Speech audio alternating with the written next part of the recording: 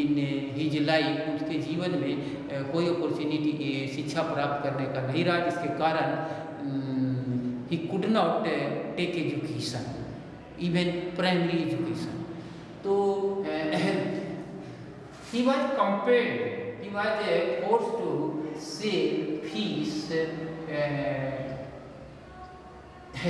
with mother, अपने माँ के साथ उसे मछली बेचना पड़ रहा है। तो यहाँ पर देख सकते हैं कि जहाँ शक्ल जो है पढ़ाई करने के बाद एक सॉफ्टवेयर इंजीनियर हो जाता है, उसकी अच्छी कमाई होती है, तो यहाँ पर उसमें एक इनपुट लगा। कौन सा इनपुट लगा? एजुकेशन लगा। तो कहने का मतलब एजुकेशन, ट्रेनिंग और मेडिकल केयर आदि जैसे इनपुट के लगाने से किसी व्यक्ति, कोई भी व्यक्ति एक वैल्यूएबल रिसोर्स के रूप में कन्वर्ट हो जाता है। लेकिन वही अगर इन सारे इनपुट की कमी रह जाती है तो वह कोई व्यक्ति जो है वो कन्वर्ट क्या हो जाता है, एक लायबिलिटी में कन्वर्ट हो जाता है। वो इकोनॉमी के लिए, कंट्री के लिए वो एक लायबिलिटी बन जाता है। जैसा कि जस्ट लाइक बिलास की पढ़ाई नहीं हुई, इवन प्राइमरी एजुकेशन भी नहीं ले सका।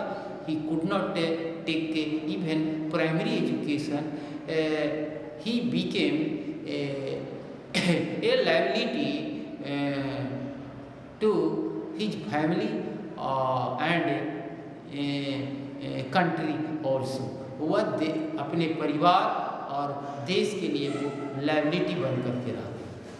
तो कहने का मतलब है कि we can convert any person after inputting some investing some inputs like education, medical care, training and skill, we can convert them as a human resource। उसको human resource के रूप में हम बदल सकते हैं। और यही कारण है कि today large number of guardians are trying to or attempting to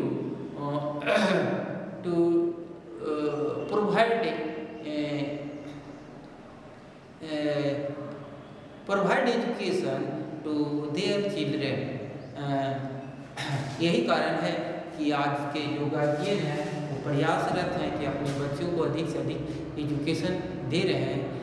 so that कि after taking education they would prepare to earn a sufficient amount for maintaining the family।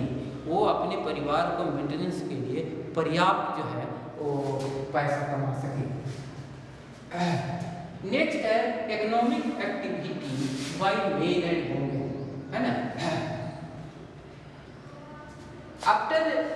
After becoming as a resource people work various type of activity, but here various type of economic activities are divided into two categories। Some works are only some works are prescribed, some works are prescribed only for men and some works are prescribed only for women, and even such works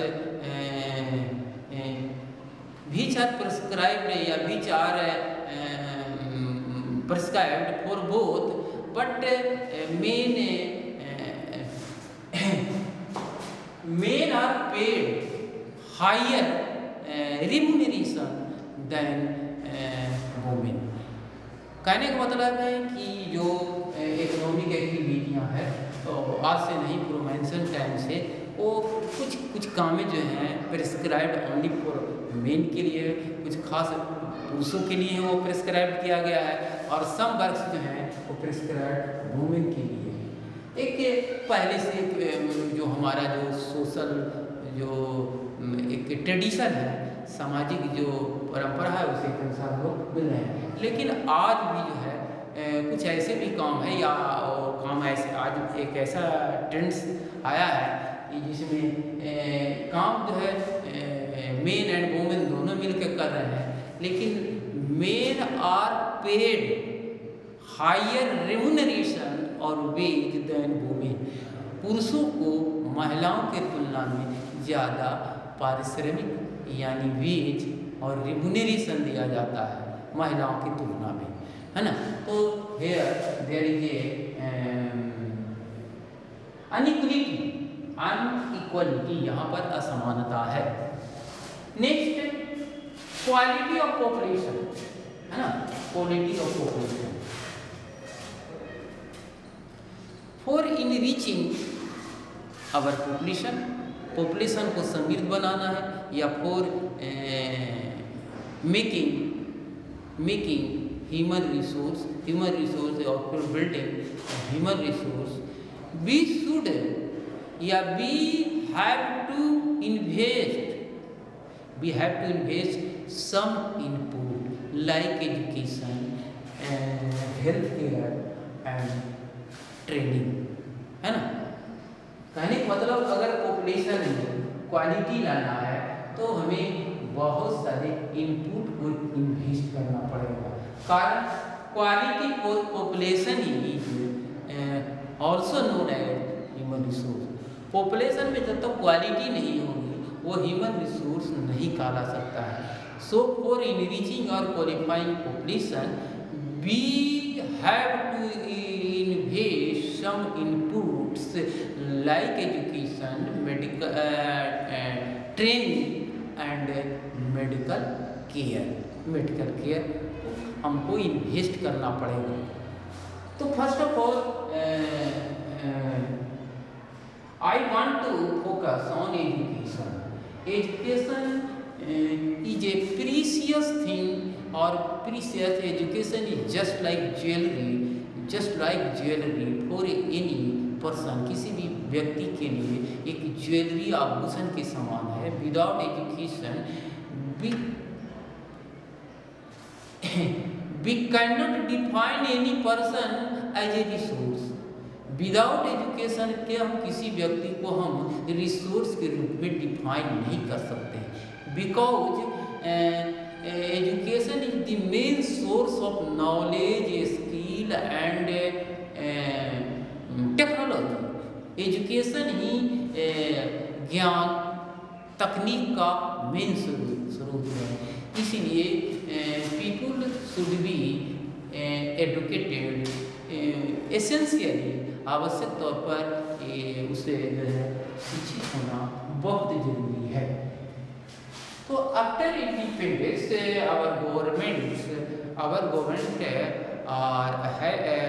governments have been trying to enrich our education system. For enriching our education system, government invested every year a large amount of its budget. अपने जो वार्षिक budget है of its annual budget, अपनी annual budget का एक बड़ा हिस्सा education पर इन्वेस्ट सरकार करती है। According to 2013 data, our government invested 3% of annual budget on education और enriching education system of India. Bharat की शिक्षा को सुदृढ़ बनाने के लिए अपने GDP का 3% इन्वेस्टेड किया था। Next, our government for enriching elementary education, for our Indian government for enriching elementary education, our Indian government or central government introduce or launch सर्व शिक्षा अभियान in 2010. 2010 ईस्वी में सर्व शिक्षा अभियान शुरू किए। अंडर सर्व शिक्षा अभियान our central government develop infrastructure for elementary education or for enriching elementary education system. This after Sarv Shiksha launching of Sarv Shiksha Abhiyan, our central government launched mid-day meal scheme for attracting students for elementary education, for attracting or for increasing the attendance of a student